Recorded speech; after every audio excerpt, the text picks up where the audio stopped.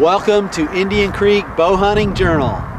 If you're interested in rural Texas land, you are in the right place. We're here at Western Hill Country Real Estate to talk with Glynn about what it takes to buy rural Texas land. You may be interested in it for hunting or maybe even for homesteading, and we're going to go through some of the key issues that you need to know in purchasing rural Texas land. I'm sure it'll be of a help for you. To give a shout out to Glynn here at Western Hill Country Realty, who's given us this opportunity for this interview. So let's go.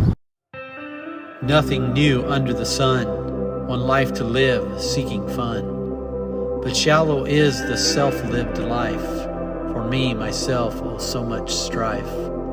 But Jesus is the answer for a life perplexed and wanting more.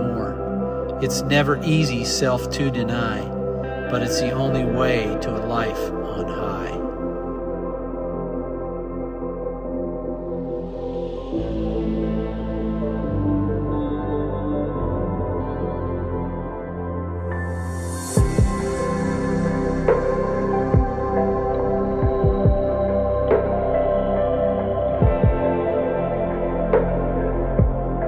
All right, Glynn, well, thank you for allowing me to come and ask some questions. Got a lot of people that ask me on my channel on YouTube about buying hunting land and buying rural Texas land, so I just wanted to ask a few questions here. So appreciate your business being here. Tell us a little bit about your business. We hung our shingle for real estate in 2004. Been at it hunting heavy ever since then, me and my wife. She takes care of us and I do the selling, and got another associate, John Morgan Davis. So we're small, but man, we stay active and been extremely busy the last 16 months for sure. Yeah, I hear land prices have been going up recently.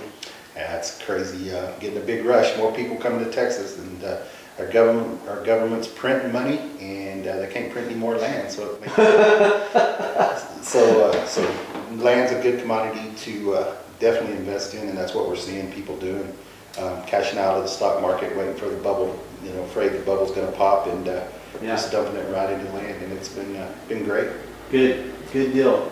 So first question is, let's say someone is interested in buying land. You've got maybe a 35 or 40-year-old guy who's scratched and saved maybe $25,000, or maybe he was in game shop and got a bunch of money now from GameStop. What's that, GME stock? Yeah. Now he wants to buy some land for $25,000 down.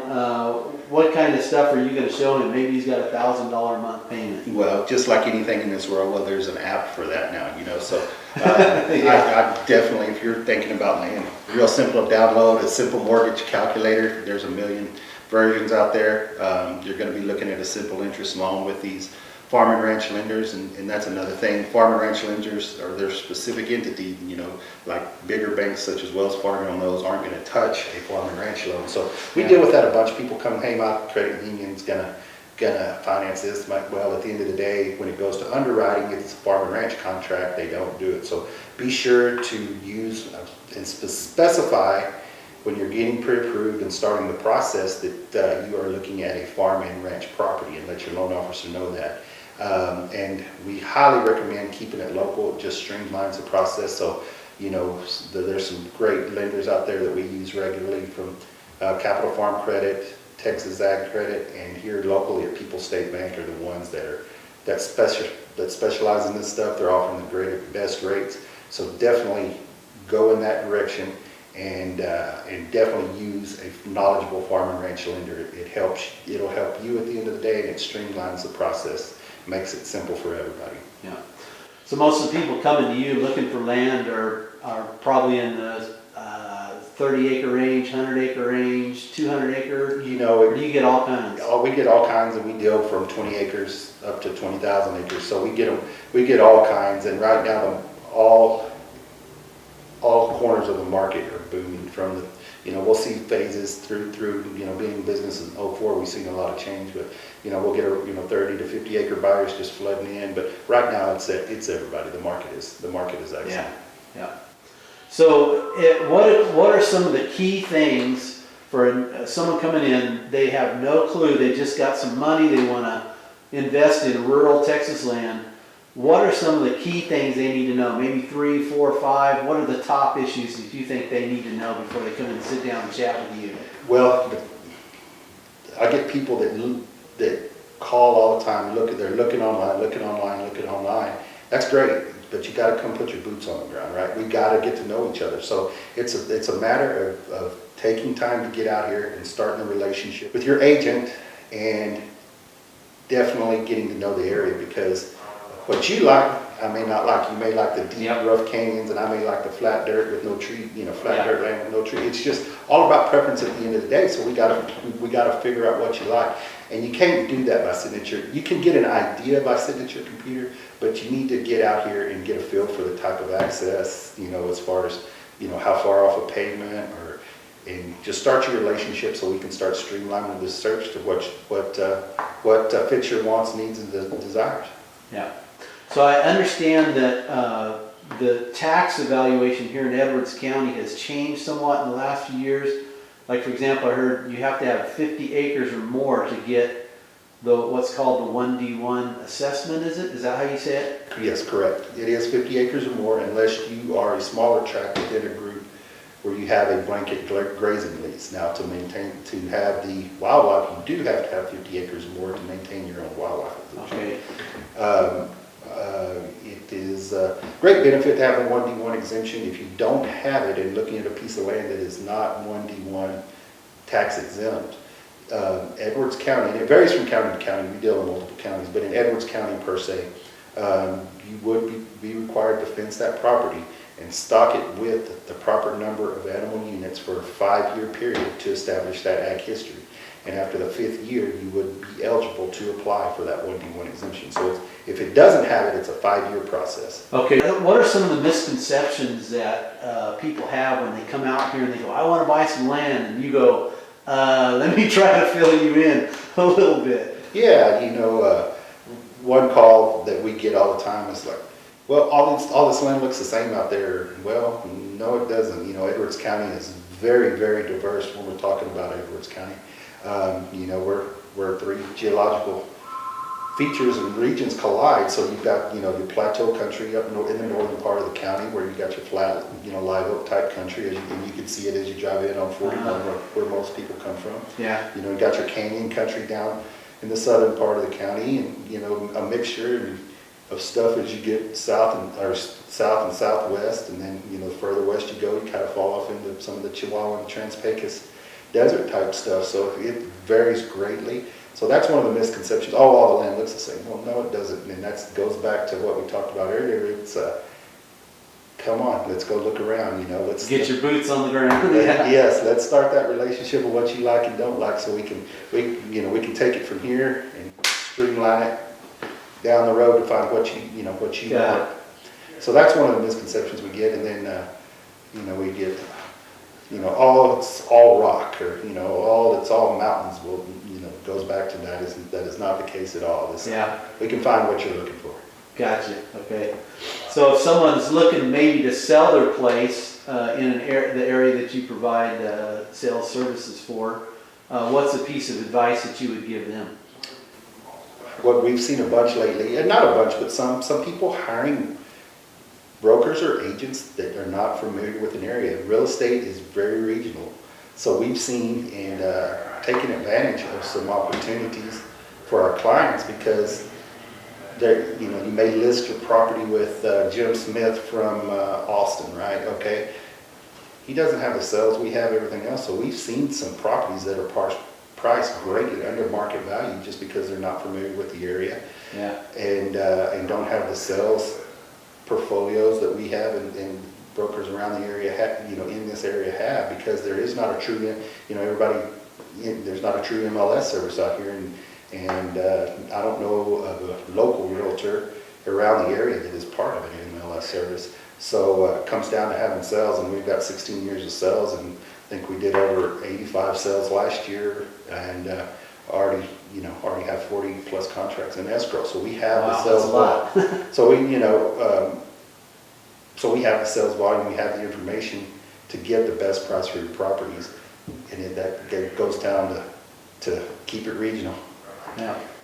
So as far as prices go, you said you've been in business since 2004 here. What has been the varying in prices from the time you started till now? It's pretty incredible. Let's just take an average for the county, which I don't like to do because it varies so greatly. Let's just say, 2004, an average, let's say $800 an acre might have been an average of property we can sell. Now we're selling, properties in the eastern part of the county, $3,200 an acre for completely raw land, and when it was probably $1,100 back in '04 maybe. Yeah. So yeah, it's increased rapidly, and there's been a rapid increase in the last really 18 months as well. So demand is high, more people are coming to Texas, and it goes back to they're printing money, and people were flying into Texas, and they don't make any more land. Yeah. And they are coming west in a hurry.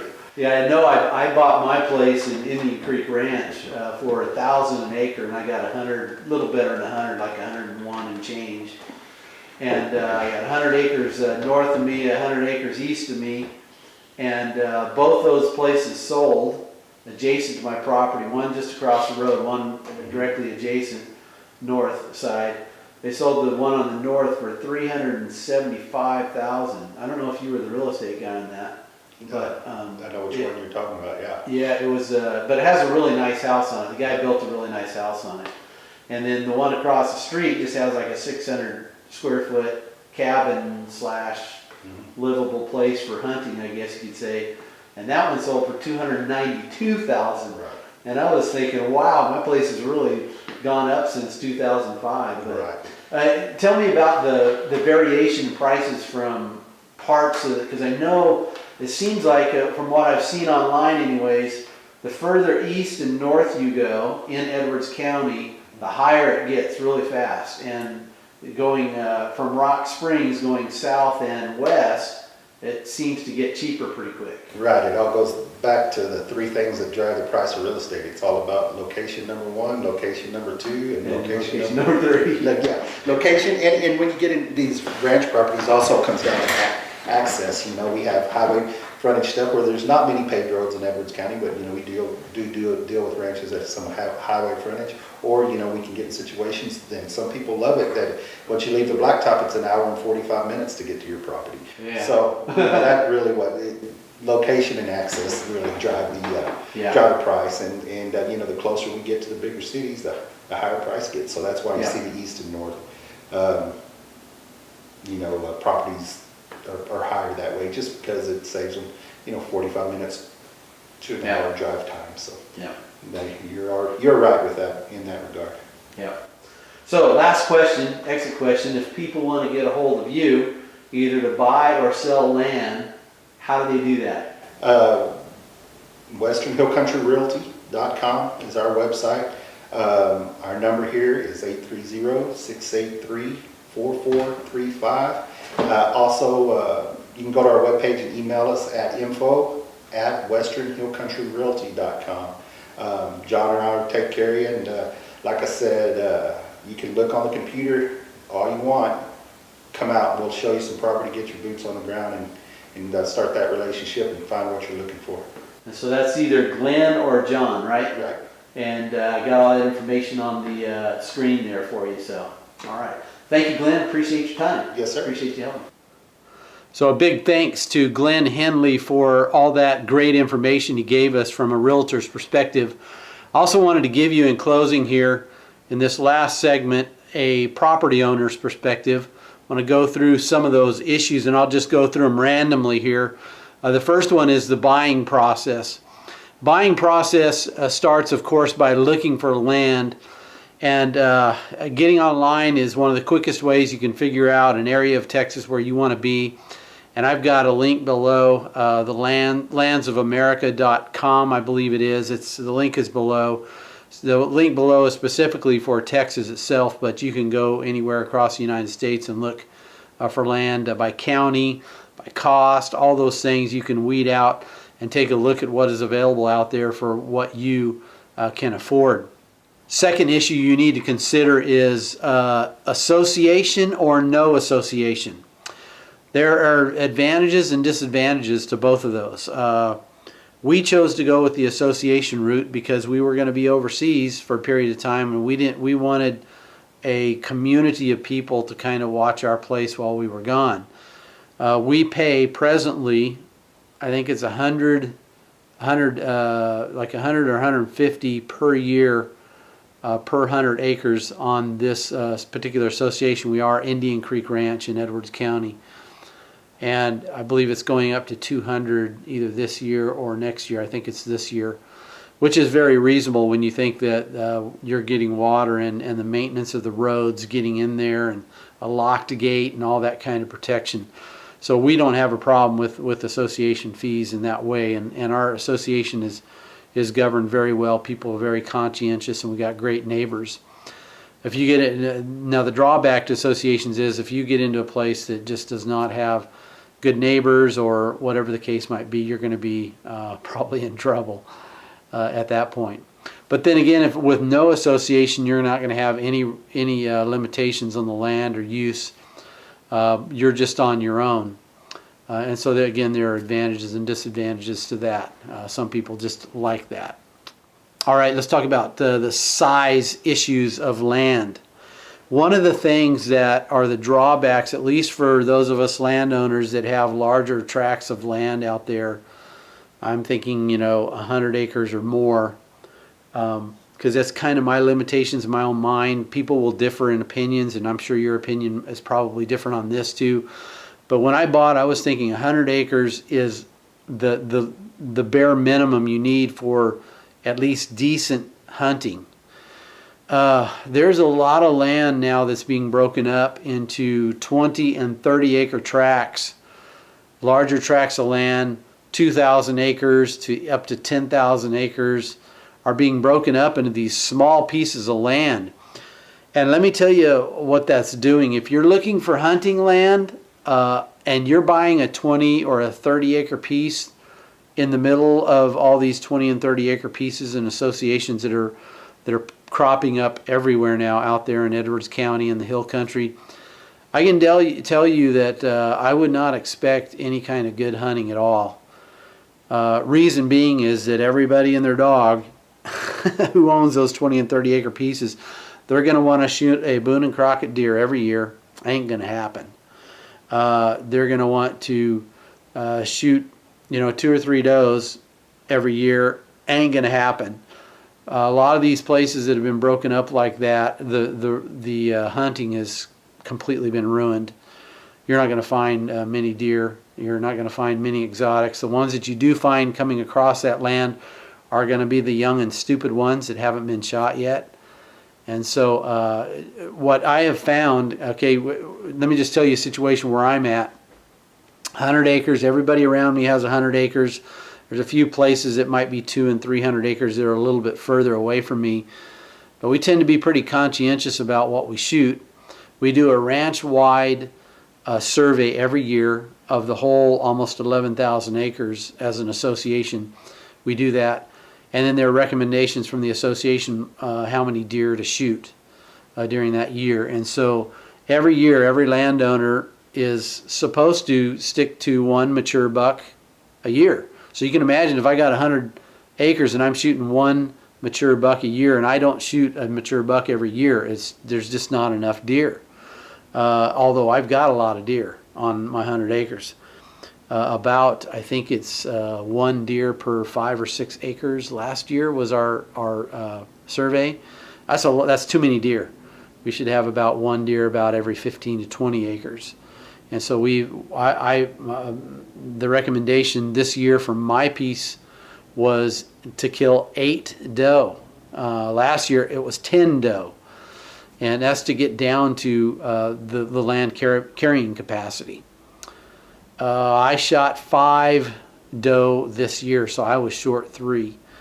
I didn't shoot any bucks off my property this year. I missed 1 mature buck.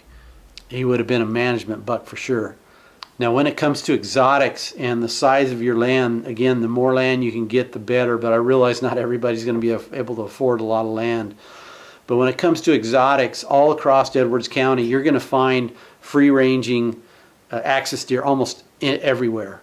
Some of the others, like cyca deer or fallow deer, or some of the other exotic animals, are going to be very much less in number as far as free-ranging goes. But axis deer you're going to find everywhere. So on our place, because I manage for the whitetail and want to continue to see those numbers, the axis deer, to make a long story short, the axis deer are going to outcompete the whitetail deer for habitat. And so we shoot a lot of axis deer that we have the opportunity to shoot. The young bucks, I've kind of laid off those. I used to shoot every axis deer I found just because the numbers were too great. I've laid off shooting the younger bucks and trying to let them grow up. But anytime I get opportunity for an axis doe, I shoot that doe. Of course, I shoot with a bow, so it's harder for me to do that. Another issue has to do with the 1D1 land assessment.